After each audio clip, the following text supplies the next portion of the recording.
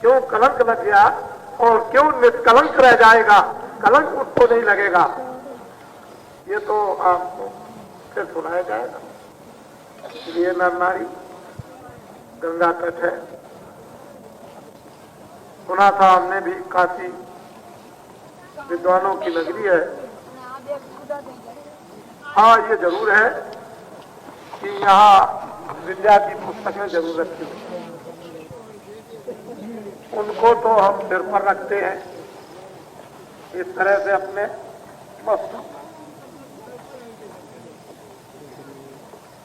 धर्म पुस्तकों को तो सिर पर रखते हैं, क्योंकि ये तो उनके बोध हैं। अंदर जो तपस्या समाधि में लगा करके जो बोध किया है वो तो जीव का,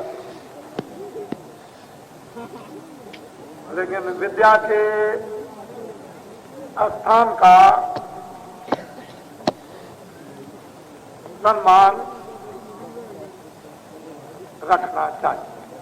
किसको? मुझको नहीं, आप मुझको नहीं रखना चाहिए। मैं तो कोई काम ऐसा करता नहीं, न हिंदुओं के साथ, न मुसलमानों के साथ, न कुरान के साथ, न रामायण के साथ, न गीता के साथ, न भागवत के साथ, मैं तो कुछ करता नहीं।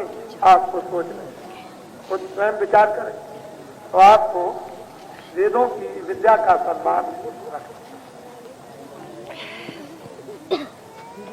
अगर ये नहीं रहता है तो मर्जी आपकी और अर्जी बाबा, हम तो अर्जी करने वाले हैं, मर्जी आपकी। हमको क्या है, गंगा जी के किनारे लगा दिया, ये सब भक्त मंडली आई है, जहां हम चले जाएंगे वहां ये चले जाएंगे हमको, और जहां ये जाएंगे वहां हम चले जाएंगे, हमको कुछ नहीं है। हमने तो जिस आस्था के लिए, जिस धर्म को जगाने के लिए, क्योंकि धर्म जगेगा सब जुगाएगा, उसके लिए गंगा जी के किनारे काशी बम भोले के स्वप्न पर आए। हम उस पार नहीं आए, हमको तो इस पार स्वप्न दिया था कि गंगा के इस पार आना, उस पार नहीं, इस पार आना। हम इस पार आए, उनके स्वप्न पर आए, और उन्होंने ये कहा कि सतयुग की स्वागत तैयारियों में हम भी रहेंगे।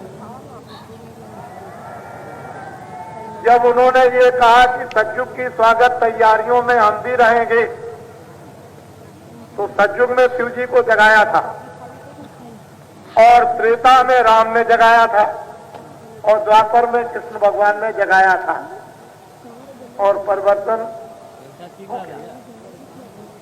हम तो आदमी हैं कलयुगी, हम तो कोई सतयुगी और त्रेता युगी और द्वापर युगी नहीं, हम तो कलयुगी हैं। उन्होंने तो गीता में कह दिया है बिल्कुल साफ कि देवों को पूजने वाले, भूतों को पूजने वाले, प्रेताओं को पूजने वाले, इनको पूजने वाले, उनको पूजने वाले, सूरज को पूजने वाले, आकाश को पूजने वाले, जमीन को पूजने वाले, और ये मानने वाले, वो मानने वाले, इन सबको पूजने वाले मुझे कभी नहीं पाते। जो मुझको पूजता है वही मुझे पाता। ये तो गीता में आप पढ़े तो आप, उन्होंने तो साथ कह दिया है बिल्कुल स्पष्ट। मैंने तो कुछ नहीं कहा, मैंने तो कहा कि आप उसको पूज लीजिए, मैं तो एक आदमी कर दूंगी को अच्छी तरह से समझ लीजिए। अब यह है कि शिव जी महाराज काशी बम भोले जी, ये तो जगेंगे ही। भारत में धर्म की और आध्यात्मिकता की खदान है, और भाव ऐसा भारत में छुपा हुआ है कि ऊपर से नीचे उतार दिया, ऐसा भाव, और भगवान भाव के बस, वही भाव भक्त के बस में। भाव मतलब प्रेम, भगवान प्रेम के बस।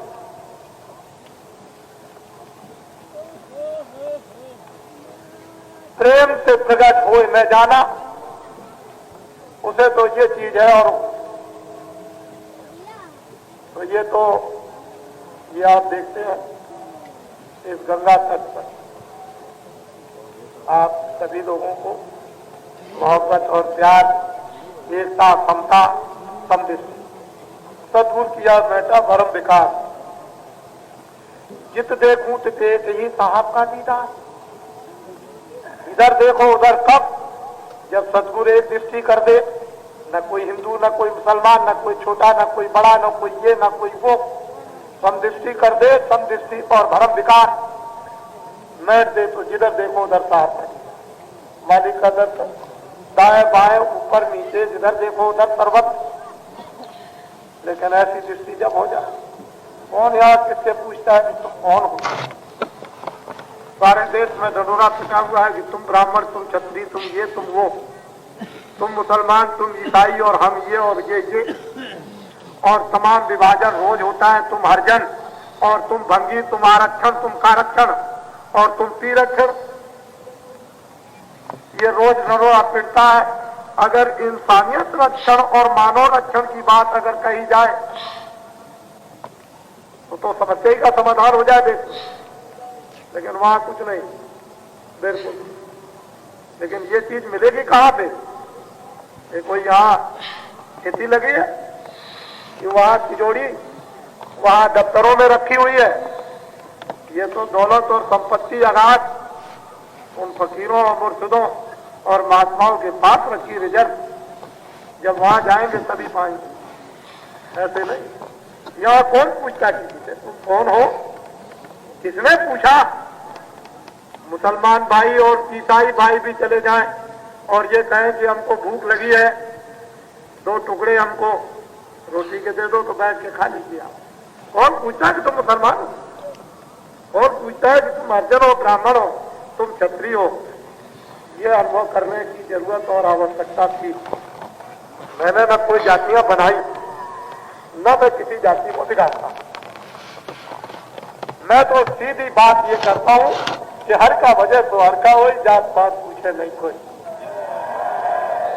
और राम में देवरी के कौन थी जिसको कोई नहीं छूता था, सबसे घृत और छुआछूत वाली भगवान राम ने उसके देर खाई।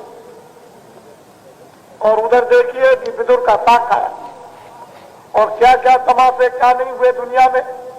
आपने किसी ने यही काफी है। कबीर ने रामानंद जी महाराज से उपदेश लिया, और देख लीजिए आप काशी का इतिहास उनके नाम से प्रसिद्ध है। यह तो भक्तों की बात यह है, इन आत्माओं की, अरे तुम इस दुनिया को ऐसे अलग अलग करके पड़े हुए हो, तो इसमें कहां तुमको सुख मिलेगा? ये तो फानी दुनिया है, मिटने वाली है, क्षणभंगुर है, किराए का मकान है, इसे खाली करना है, महल जमीन जायदाद एक क्षण मात्र में छोड़ना है। वो देखिए जब है, कल कह रहे थे मेरी जमीन मेरा मकान मेरा राज, और आज देखिए खत्म हो गए। तो कहने का तात्पर्य यह है, ये कुछ नहीं। वैसे ही तुम अपनी शक्ति को तकसीम करते हो, शक्ति को इसमें खर्च कर देते हो, और इसमें मिलता कुछ नहीं है। इसी शक्ति को थोड़ा सा एकत्रित कर लो, बटोर लो, इकट्ठा कर लो पास में जरा सा, और थोड़ा सा जरा उधर को लगा दो तो काम बन जाए। लेकिन आपको सोबत नहीं, संगत नहीं, आपको उपदेश नहीं मिलता, सही बात समझ में सुनने को नहीं मिलती, इसलिए अपनी शक्ति को खो दिया। और शक्ति जब खत्म हो गई आपकी, ज्ञान चला गया, आपको पता ही नहीं कि क्या है। ये सब नर नारी, बच्चियों, हम आपसे प्रार्थना करेंगे, मिन्नत करेंगे कि आप सब लोग अपने अपने बच्चों के साथ ऐसे परम संदेश को भगवान का, ईश्वर का, लौकिक और पारलौकिक, यहाँ वहां का, जिस विधि से चाहे आप उस विधि से आपको करके दिखा दिया जाए। जिस विधि से भी कहें, हमारे आचार्य कहते हैं कि आप वही बात बताते हो जो हमारे यहाँ लिखी